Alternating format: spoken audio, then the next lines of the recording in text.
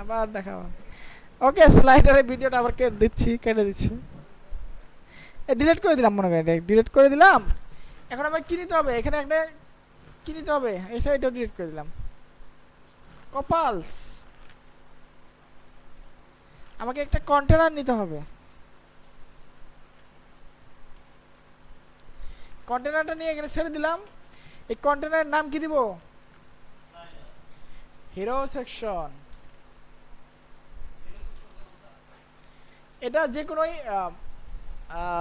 ওয়েবসাইটের ব্যানারকে hero section বলে। এটা সবার উপরে যে ব্যানারটা থাকে এটাকে বলে হিরো সেকশন।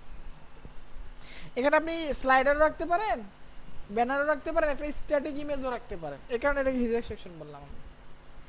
এতে এটার ভিতরে আমরা আরেকটা কন্টেনার নিব, নাম দিব কি, আরেকটা উইজেট নিব, নাম হচ্ছে স্লাইডার। কি স্লাইডার? Image carousel.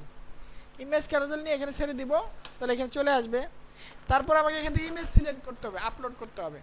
তো আমি এখান থেকে আপলোড করব, আপলোড যায় আমরা একটা ইমেজ আপলোড করব। আমার এখানে আপলোড করা আছে, আমি এখান থেকে সিলেক্ট করে দিব। এই দুইটাকে সিলেক্ট করে দিলাম, ঠিক আছে।